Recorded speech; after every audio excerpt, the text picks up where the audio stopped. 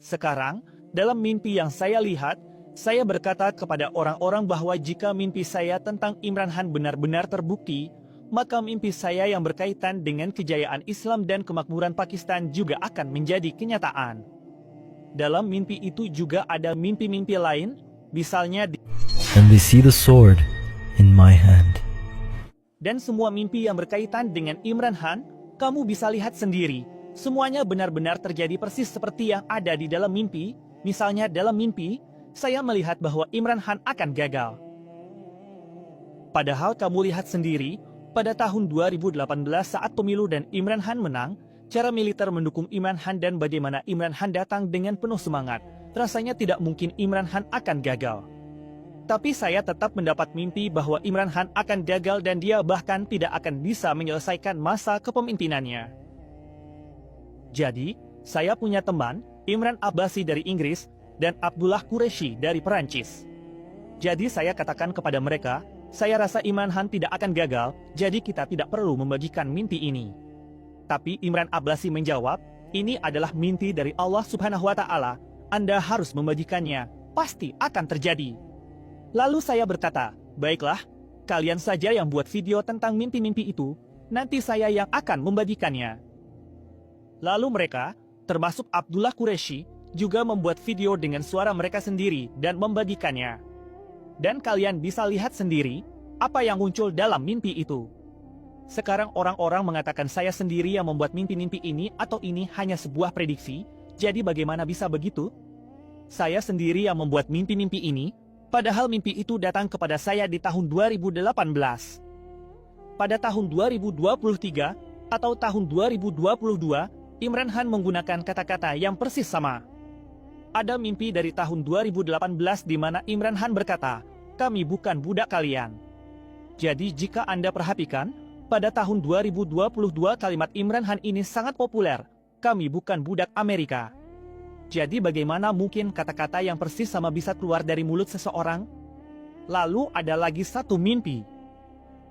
6 Maret 2020, dalam mimpi itu Imran Khan berkata dengan kesal, jika kalian pikir ada yang lebih baik dari saya, jika ada yang bisa menunjukkan performa lebih baik dari saya, ya sudah, ambil saja dia, saya akan pergi. Jika kamu perhatikan, 2 atau 3 bulan yang lalu Imran Khan benar-benar mengucapkan kata-kata yang persis sama dalam pidatonya. Jadi bagaimana mungkin seseorang yang hanya membuat mimpi sendiri, lalu Imran Khan menggunakan kata-kata yang sama persis? Sekarang, dalam mimpi yang saya lihat, saya berkata kepada orang-orang bahwa jika mimpi saya tentang Imran Khan benar-benar terbukti, maka mimpi saya yang berkaitan dengan kejayaan Islam dan kemakmuran Pakistan juga akan menjadi kenyataan. Dalam mimpi itu juga ada mimpi-mimpi lain, misalnya di masa Imran Khan, ada tanah longsor dan kemudian tanah itu tenggelam. Ini menggambarkan suatu bencana alam. Jika Anda lihat, virus corona juga datang di masa Imran Khan. Lalu dalam salah satu mimpi, saya berkata bahwa sudah 77 atau 76 tahun sejak Pakistan berdiri, dan semua orang sudah berusaha agar negara ini makmur, termasuk militer yang juga pernah memerintah. Tapi bukannya negara ini menjadi makmur, malah terus menurun dan semakin tenggelam dalam kegelapan. Jadi, hanya ada satu alasan untuk itu, tidak ada satu penguasa pun yang pernah membersihkan negara ini dari syirik dan segala bentuknya. Selama kita belum membersihkan negara ini dari syirik dan segala bentuknya, maka pertolongan Allah Subhanahu wa Ta'ala tidak akan datang. Sekarang, mengenai syirik ini, orang-orang berkata, kami kan tidak menyembahnya. Patung-patung yang dipajang, gambar-gambar besar di billboard, dan patung-patung ini dibuat atas nama seni dan budaya. Di Lahore ada sebuah perumahan besar, mereka bahkan membuat satu blok khusus dan di sana mereka menempatkan tuhan-tuhan palsu yang dibuat sendiri. Tapi orang-orang berkata, kami kan tidak menyembah mereka. Namun, intinya tetap sama. Dulu di Ka'bah ada 360 berhala, dan kaum muslimin juga tidak menyembahnya, tapi tetap saja, penutup para nabi, Muhammad Shallallahu Alaihi Wasallam, menghancurkan berhala-berhala itu. Nabi Ibrahim alaihi salam juga menghancurkan berhala-berhala. Jadi, dengan menghancurkan berhala-berhala itulah, bumi Allah Subhanahu wa Ta'ala dibersihkan dari syirik. Ketika bumi itu sudah bersih dari syirik, barulah pertolongan Allah Subhanahu wa Ta'ala akan datang. Jika Anda perhatikan, di Lahore, kemanapun Anda pergi, Anda akan melihat patung-patung di mana-mana atas nama seni dan budaya. Semua ini sebenarnya adalah bentuk syirik. Sekarang, membuat patung dan meniupkan ruh ke dalamnya, itu adalah urusan Allah Rabbul Alamin. Ketika Allah Subhanahu wa Ta'ala menciptakan patung Nabi Adam alaihi salam, Allah memerintahkan semua malaikat untuk sujud kepada Adam. Semua malaikat bersujud, kecuali iblis yang tidak mau sujud. Di dalam dirinya ada kesombongan dan keangkuhan, sehingga ia menolak untuk bersujud. Ia berkata bahwa ia diciptakan dari api dan memiliki lebih banyak ilmu, sedangkan Adam diciptakan dari tanah, jadi mengapa ia harus bersujud kepada Adam? Maka Allah Subhanahu wa Ta'ala mengusir dan menjadikannya makhluk terkutuk. Jadi, syirik seperti kesombongan, keangkuhan, iri hati, dan kebencian, saya ingin tegaskan lagi, saat ini sangat banyak ditemukan di kalangan umat muslim, dan memperolok-olok orang lain juga sangat dibenci oleh Allah. Dan Allah Subhanahu wa Ta'ala juga telah memperlihatkan kepada saya bagaimana Allah memberikan hukuman kepada siapa saja yang mengolok-olok orang lain. Bahkan dalam sebuah mimpi, Allah Subhanahu wa Ta'ala berkata, jika ada seorang ulama besar di zamannya, lalu hanya karena bercanda ia berkata kepada seseorang, kamu itu tidak pernah sholat, sedangkan aku sholat 5 waktu, maka di sisi Allah Subhanahu wa Ta'ala, ucapan itu adalah dosa yang sangat besar, seolah-olah ulama itu jatuh dari ketinggian langit ke dalam kedalaman bumi. Artinya, mengolok-olok orang lain adalah dosa yang sangat besar di hadapan Allah Subhanahu wa Ta'ala. Namun di zaman sekarang, kita justru menganggap mengejek orang lain sebagai sebuah keahlian, bakat, atau keterampilan, dan orang-orang pun mengapresiasi hal itu.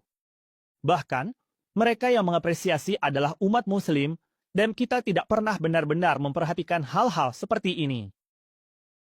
Nah, pada tahun 2006, ketika Allah Subhanahu wa Ta'ala sedikit memberitahu saya lewat mimpi itu, setelah itu saya benar-benar bertekad untuk membuat Allah ridha.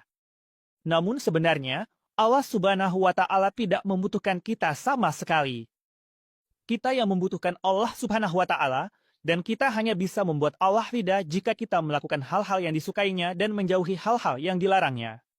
Setelah itu, Allah Subhanahu wa Ta'ala mulai mengajarkan saya, dan saya juga mulai berjuang melawan diri saya sendiri, melawan hawa nafsu saya berkata pada diri saya sendiri bahwa apapun yang terjadi, saya harus membuat Allah, Tuhan semesta alam, ridha. Dalam proses itu, Allah Subhanahu wa Ta'ala pertama-tama memberitahu saya tentang bahaya syirik, lalu tentang kebencian, dendam, kesombongan, dan keangkuhan, dan seterusnya. Allah Subhanahu wa Ta'ala juga memberitahu saya bahwa di bumi ini kita harus berjalan dengan rendah hati dan penuh kerendahan, serta menundukkan kepala, karena kita tidak akan bisa membelah bumi dengan cara berjalan seperti itu. Maka saya pun mulai melakukan hal itu. Lalu, seiring waktu berjalan, tibalah tahun 2014. Saat itu Allah Subhanahu wa Ta'ala berkata kepada saya bahwa mimpi-mimpi yang telah Dia tunjukkan kepada saya harus saya ceritakan kepada orang-orang. Allah Subhanahu wa Ta'ala ingin menunjukkan kepada dunia siapa saya sebenarnya. Itu adalah tugas yang sangat sulit bagi saya, karena saya berpikir, siapa yang akan percaya pada mimpi-mimpi ini? Bahkan di lingkungan tempat tinggal saya saja tidak ada yang mengenal saya, apalagi orang-orang yang sama sekali tidak tahu siapa saya. Bagaimana mereka bisa percaya? Namun kemudian Allah Subhanahu wa Ta'ala berkata, Qasim, ketika aku berkehendak untuk melakukan sesuatu, maka aku pasti akan melakukannya, dan tidak ada yang bisa menghalangiku. Aku maha berkuasa atas segala urusanku. Sekarang saya melihat sendiri, kalian semua yang duduk di sini, bahkan saya belum pernah berbicara seperti ini di hadapan 4 atau 5 teman dekat saya, apalagi seperti yang saya lakukan hari ini. Saat pidato pertama saya sangat gugup. Wajar saja, bahkan orang-orang besar seperti Imran Khan dan lainnya, ketika mereka berpidato untuk pertama kalinya dalam hidup, pasti juga sangat gugup. Tapi Allah Subhanahu wa Ta'ala tetap membuat saya menyampaikan pidato itu bagaimanapun keadaannya. Namun, setelah itu banyak orang yang mengomentari bahwa saya tidak bisa berbicara dengan baik. Tapi saya ingin mengatakan, jika kalian menertawakan saya, secara tidak langsung kalian sebenarnya menertawakan Allah Subhanahu wa Ta'ala, Seolah-olah Allah telah melakukan kesalahan dengan menciptakan saya atau membuat saya seperti ini. Naudzubillah. Kita seharusnya menjaga hati kita tetap bersih. Ketika mereka tahu saya mendapat mimpi-mimpi itu, mereka menolak saya juga karena alasan lain. Mereka berkata, kami rajin sholat tahajud, berjenggot, sedangkan dia tidak berjenggot dan tidak sholat. Itu juga menjadi alasan mereka menolak, menertawakan saya, dan mungkin saja Allah Subhanahu wa Ta'ala sedang memuji kalian melalui orang-orang yang berbicara buruk tentang saya, untuk melihat seberapa besar kebencian dan dendam di dalam hati kalian, apakah hati kalian dipenuhi kebencian atau bersih. Kalian bisa melihat sendiri dari video dan komentar mereka, betapa jelasnya kebencian dan dendam di hati mereka. Di sini saya ingin menegaskan, saya tidak pernah menganggap diri saya manusia yang suci, karena nafsu manusia itu selalu mengajarkan keburukan. Jika saya atau kita melakukan dosa, maka meskipun saya bertobat kepada Allah Subhanahu wa Ta'ala 1000 kali dan berjanji tidak akan melakukannya lagi, tetap saja ada kemungkinan 100% bahwa dosa itu bisa terulang kembali, karena nafsu manusia memang selalu mengajarkan keburukan. Namun, saya berharap Allah Subhanahu wa Ta'ala memperhatikan keadaan saya dengan penuh kasih sayang, dan sungguh Allah adalah yang Maha Pengasih dan Maha Penyayang. Saya selalu berusaha untuk memperbaiki diri, berusaha menghilangkan kebencian, dendam, kesombongan, dan keangkuhan dari dalam diri setiap saat. Dan itu adalah hal yang sangat sulit, terutama di zaman sekarang ini. Tapi saya tetap berusaha untuk melindungi diri dari syirik dan segala bentuknya, serta berusaha mengamalkan ajaran-ajaran yang Allah Subhanahu wa Ta'ala dan Nabi Muhammad Shallallahu Alaihi Wasallam ajarkan dalam mimpi-mimpi saya. Dalam hal ini, bisa dikatakan bahwa Allah Subhanahu wa Ta'ala juga ingin menyampaikan pesan bahwa ketika seseorang mulai melindungi diri dari syirik, maka Allah Subhanahu wa Ta'ala mulai membantunya. Dia sendirian. Pada tahun 2015, tidak ada seorang pun yang dikenalnya, dan hari ini, berkat rahmat Allah Subhanahu wa Ta'ala, jika Anda lihat, semua yang duduk di sini sebelumnya tidak saling mengenal. Dan orang-orang dari seluruh dunia yang terhubung satu sama lain juga tidak saling mengenal. Budaya kita, tradisi kita, semuanya berbeda, agama, karakter dan tempat, semua kita juga berbeda. Agama sebenarnya satu saja, yaitu Islam, alhamdulillah, jadi dari Indonesia, Malaysia, bahkan. Percayalah, Muslim dari India pun juga percaya pada mimpi-mimpi ini. Kami juga berbicara dengan orang-orang dari Bangladesh. Dari Pakistan juga, alhamdulillah, banyak juga yang mempercayainya. Dari Amerika, Eropa, bahkan beberapa hari lalu saya melihat video dari Perancis, dia berbicara bahasa Perancis dan memang orang Perancis, artinya Muslim yang lahir di sana, dan dia juga percaya mimpi-mimpi itu. Saya juga terkejut setelah menonton video itu, siapa dia? Kemudian Abdullah Qureshi yang tinggal di Perancis. Saya bertanya kepadanya, siapa orang yang sedang berbicara itu? Lalu dia menjelaskan bahwa orang itu percaya pada mimpi-mimpi Anda. Saya tanya, bagaimana dia bisa tahu tentang mimpi-mimpi itu? Dia menjawab, saya juga tidak tahu bagaimana dia bisa tahu, tapi yang jelas dia menyebutkan dalam videonya bahwa dia percaya pada mimpi-mimpi Anda. Setelah itu, dia juga mencoba menghubungi orang tersebut. Jadi, maksud saya bercerita ini adalah untuk menunjukkan betapa besar rahmat dan pertolongan Allah Subhanahu wa Ta'ala. Sekarang, orang-orang dari seluruh dunia mulai percaya pada mimpi-mimpi ini. Dan Allah Subhanahu wa Ta'ala hanya memberikan satu alasan untuk itu, yaitu, Qasim, aku menolongmu hanya karena kamu telah mulai menjaga diri dari syirik dan segala bentuknya. Jadi, jika kita lihat, jika saya secara individu melakukan hal ini, lalu Allah Subhanahu wa Ta'ala menolong saya. Jika kita, jumlah penduduk Muslim sekarang bahkan sudah melebihi jumlah penduduk Arab. Jadi, jika kita semua menjaga diri dari syirik dan segala bentuknya, maka ketika pertolongan Allah Subhanahu wa Ta'ala datang, Anda akan lihat sendiri, orang-orang kafir itu tidak akan mampu berdiri di hadapan kita. Tapi sekarang, kondisi kita adalah kita bahkan tidak bisa mengecam dengan benar. Seperti yang baru-baru ini Anda lihat di Swedia, lihat saja bagaimana reaksi para pemimpin Muslim di sana, bagaimana mereka mengecam. Semua ini hanya karena hari ini kita sudah tidak lagi menjaga diri dari syirik dan segala bentuknya. Kita bahkan tidak tahu apa itu syirik. Lihat saja, kalian pergi ke makam-makam, sujud di sana, memohon-mohon, semua itu adalah syirik. Selain kepada Allah Subhanahu wa Ta'ala, kalian tidak boleh meminta apapun kepada siapapun. Jika kalian melakukannya, itu adalah syirik. Syirik itu sendiri awalnya dimulai dari gambar-gambar, lalu dibuat patung-patung, kemudian mulai dikatakan bahwa patung ini, berhala ini, adalah untuk hujan, naudzubillah, ini untuk rezeki, dan dengan cara seperti itulah mereka mulai menyebarkan syirik. Jadi, jika Anda lihat hari ini, hal yang sama sedang terjadi di masyarakat kita. Anda pergi ke kota manapun, hal yang sama akan Anda temui, hanya bentuknya saja yang berbeda, lalu apa bedanya? Sekarang, lihatlah, Nabi Isa alaihi salam juga pernah membuat patung burung, tapi dengan izin Allah Subhanahu wa Ta'ala, beliau meniupkan ruh ke dalamnya dan burung itu pun terbang. Jadi, semua hewan yang ada, mungkin saja Allah Subhanahu wa Ta'ala sebelumnya membuat patungnya dulu, lalu meniupkan ruh ke dalamnya dan mereka pun hidup. Jadi, membuat patung dan meniupkan ruh ke dalamnya adalah pekerjaan Allah Rabbul Alamin, dan jika ada orang lain yang membuat patung, maka dia telah berbuat syirik kepada Allah Subhanahu wa Ta'ala, seolah-olah dia berkata, jika Allah bisa melakukan ini, saya juga bisa. Maka pada hari kiamat, Allah Subhanahu wa Ta'ala akan berkata kepada mereka, coba masukkan ruh ke dalam patung atau gambar itu, dan mereka tidak akan mampu melakukannya. Sekarang, banyak kebingungan tentang hal ini. Orang-orang berkata, kalian juga menggunakan gambar di media sosial, membuat video, bukankah itu sama saja?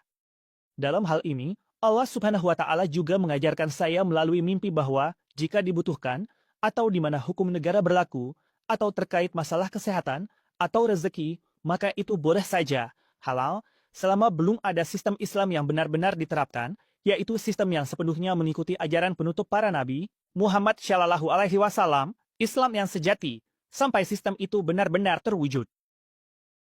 Sekarang, misalnya kita membuat thumbnail di media sosial, di situ memang ada gambar-gambar, benar, tapi itu dalam bentuk digital.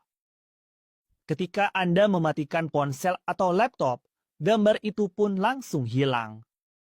Gambar itu bisa dikatakan berubah menjadi data, dan kita pun hanya menggunakannya sebatas yang kita butuhkan saja. Jika Anda perhatikan, di profil-profil kita pun berusaha sebisa mungkin untuk tidak menggunakan foto. Sekarang, seperti halnya ada aturan-aturan negara. Di uang kertas ada gambar yang tercetak. Di KTP juga memang dibutuhkan foto. Di paspor juga dibutuhkan foto, dan masih banyak hal lain yang memang memerlukan foto. Misalnya, jika seseorang bekerja dan perusahaannya memang mewajibkan foto di kartu identitas, maka itu memang terpaksa dan di situ diperbolehkan. Tapi di tempat-tempat yang tidak perlu, seperti papan reklame besar-besaran, sebenarnya tidak ada keperluan untuk memasang foto orang dari seluruh perusahaan. Cukup tampilkan gambar produknya saja. Misalnya, jika itu botol minuman atau susu, cukup tampilkan gambar susu atau produknya saja, tidak perlu foto orang. Jadi, semua itu sebenarnya tidak perlu, dan benda fisik itu adalah hal yang berbeda lagi. Jika layar ponsel Anda dimatikan, maka gambarnya juga akan hilang. Tapi jika ada gambar yang dipajang di dalam kamar, meskipun Anda sudah mematikan lampu dan sudah keluar dari kamar, gambar itu tetap ada di sana. Ada juga sebuah hadits yang menyebutkan bahwa Rasulullah Shallallahu Alaihi Wasallam bersabda, di rumah yang ada gambarnya, malaikat rahmat Allah tidak akan masuk. Jadi, jika kita ingin malaikat rahmat Allah datang kepada kita, ingin pertolongan Allah Subhanahu wa Ta'ala sampai kepada kita, maka kita harus menjaga diri dari syirik dan segala bentuknya. Sekarang, banyak orang yang memajang dekorasi berupa patung-patung di rumah mereka. Sekarang, coba Anda beritahu saya, di Ka'bah dulu ada 360 patung yang diletakkan di sana. Jika di rumah Anda juga ada patung atau benda serupa, apa bedanya dengan patung-patung itu? Sebenarnya tidak ada bedanya, hanya bentuknya saja yang berbeda. Seperti halnya Nabi Muhammad Shallallahu Alaihi Wasallam menghancurkan 360 patung tersebut, beliau memberikan pesan kepada kita bahwa dimanapun ada patung seperti itu, janganlah dipajang, dan jika melihatnya, harus dihilangkan. Namun di sini saya ingin menekankan bahwa ini adalah tugas negara, bukan individu. Jangan sekali-kali mengambil hukum di tangan sendiri, Karena Allah Subhanahu wa Ta'ala tidak membantu orang-orang yang membuat kerusakan di negeri ini. Kita, naudzubillah, semoga Allah Subhanahu wa Ta'ala melindungi, tidak boleh membuat kerusakan di negara manapun. Kita wajib menghormati dan mematuhi hukum negara. Bahkan ada yang berkata, misalnya pemerintah menetapkan tanggal yang salah untuk penentuan bulan, mungkin saja itu terjadi, tapi kita tetap wajib mengikuti pemerintah. Itu urusan pemerintah. Apakah mereka menetapkan tanggal bulan dengan benar atau salah? Yang penting bagi kita adalah mematuhi hukum yang ditetapkan pemerintah. Begitu juga dengan hal-hal seperti ini, sebaiknya pemerintah yang membuat aturan dan menghapuskan patung-patung serta gambar-gambar seperti itu. Itulah cara yang paling baik, dan tidak ada cara lain selain itu. Jadi, selama kita tidak menjaga diri dari syirik dan segala bentuknya, pertolongan Allah Subhanahu wa Ta'ala tidak akan datang, dan kita akan terus-menerus terjebak dalam kegelapan itu. Allah Subhanahu wa Ta'ala juga pernah berkata kepada saya dalam mimpi, Kasim, lakukanlah pekerjaan yang telah aku perintahkan kepadamu, atau kamu akan selamanya terjebak dalam kegelapan itu. Sekarang, saya ingin membahas satu hal, yaitu tentang video AI. Video AI yang dibuat ini mendapat banyak reaksi di media sosial, bahkan beberapa tokoh agama juga memberikan pesan yang sangat tegas dan ada yang mengejek. Demi Allah, saya sama sekali tidak pernah membayangkan tentang video AI itu, bahkan tidak terpikirkan oleh saya siapa yang membuatnya atau apa maksudnya. Saat saya tahu tentang video itu, sudah hampir 2 hari berlalu sejak video tersebut dibuat. Saya berpikir, selama video itu belum viral di YouTube dan belum banyak ditonton, orang-orang juga tidak akan tahu tentang mimpi-mimpi itu. Jadi, setelah video ini dibuat, juga tersebar di TikTok dan YouTube, tapi di TikTok jumlah penontonnya lebih banyak. Namun, ketika saya mengetahuinya, sudah hampir 3 hari berlalu. Saya baru tahu bahwa ada satu channel bernama Call of the Covenant, merekalah yang pertama kali membuat video itu. Lalu, orang-orang lain yang juga percaya pada mimpi-mimpi itu, mereka hanya mengcopy-paste dan mengunggahnya ke channel mereka atau akun mereka sendiri. Akhirnya video itu jadi viral. Saat saya tahu, jumlah penontonnya sudah sangat banyak, sehingga masalahnya sudah di luar kendali.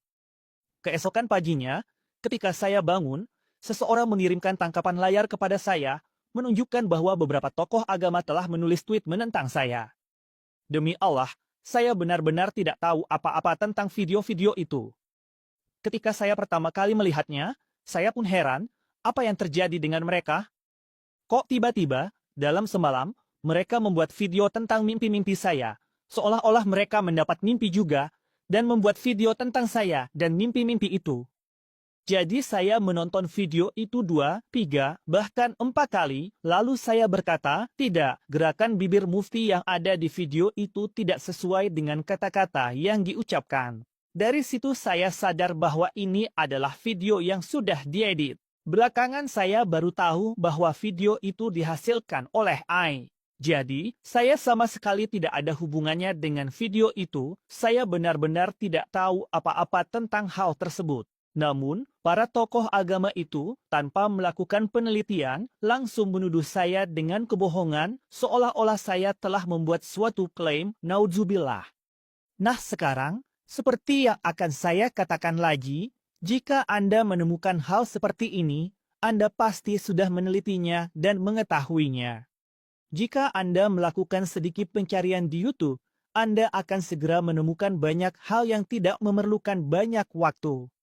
Jika mereka juga melakukan sedikit pencarian, mereka akan menemukan bahwa Kasim sebenarnya tidak membuat klaim seperti itu.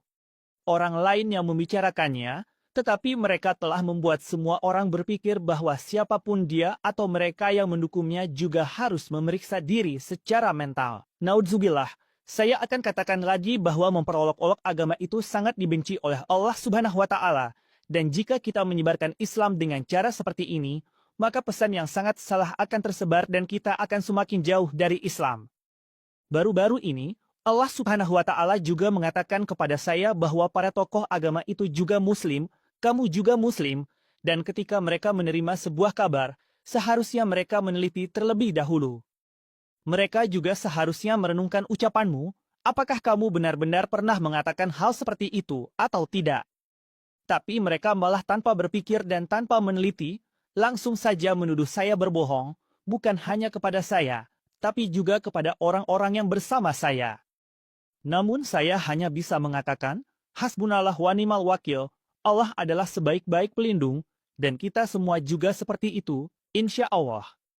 Sebagaimana Allah Subhanahu wa Ta'ala telah mewujudkan mimpi-mimpi ini, mimpi-mimpi lainnya pun akan terwujud. Maka yang benar dan yang salah, insya Allah akan menjadi jelas. Dan saya akan katakan lagi, laknat Allah atas para pendusta, dan siapapun yang menyesatkan orang dengan mengatasnamakan Allah Subhanahu wa Ta'ala dan Rasulnya Muhammad Shallallahu Alaihi Wasallam, mereka akan kekal terbakar di neraka. Bagaimana mungkin, seperti yang orang katakan bahwa saya berbohong, manusia mungkin bisa dibodohi, tapi Allah Rabbul Izzah tidak bisa dibohongi. Bagaimana mungkin, naudzubillah, saya terus-menerus berbohong dan Allah Subhanahu wa Ta'ala terus-menerus menolong saya dan menyebarkan mimpi-mimpi ini? Itu tidak mungkin terjadi. Maka pada akhirnya saya ingin mengatakan bahwa hari ini, sebagai Muslim, kita harus membersihkan hati dan dada kita dari kebencian dan dendam, serta menjaga diri dari syirik dan segala bentuknya, juga dari kesombongan dan keangkuhan. Hanya dengan begitu kita bisa berjalan di jalan yang lurus, dan inilah ajaran Nabi Muhammad SAW. Beliau bahkan tidak pernah menyebut seorang pendusta sebagai pendusta, atau seorang munafik sebagai munafik. Maka kita pun, mengikuti sunnah Nabi Muhammad SAW, tidak seharusnya berkata seperti itu tentang siapapun, dan kita harus bersabar. Dalam mimpi-mimpi ini, Anda tidak akan menemukan satupun hal yang bertentangan dengan Al-Quran dan hadis. Orang-orang yang membuat video itu pun pasti sudah melihatnya, dan ketika mereka tidak menemukan apa-apa, mereka langsung saja menuduh bahwa saya telah mengklaim sesuatu, padahal tidak ada sama sekali. Jika Anda punya bukti, silakan tunjukkan, tampilkan klip di mana saya pernah membuat klaim seperti itu. Tapi Anda tidak memberikan bukti apapun, Anda hanya menyebarkan kabar burung, karena Anda punya pengikut dan orang-orang menganggap Anda menyebarkan agama, maka mereka akan langsung percaya pada ucapan Anda. Tapi insya Allah, Allah adalah sebaik-baik perencana, Dan Allah Subhanahu wa Ta'ala akan menampakkan kebenaran, dan insya Allah mimpi-mimpi ini akan menjadi kenyataan dengan rahmat Allah Subhanahu wa Ta'ala, dan Allah Subhanahu wa Ta'ala pasti akan membuktikannya seperti Allah Subhanahu wa Ta'ala telah membuktikan mimpi-mimpi sebelumnya. Insya Allah. Jazakallah khair. Assalamualaikum warahmatullahi wabarakatuh.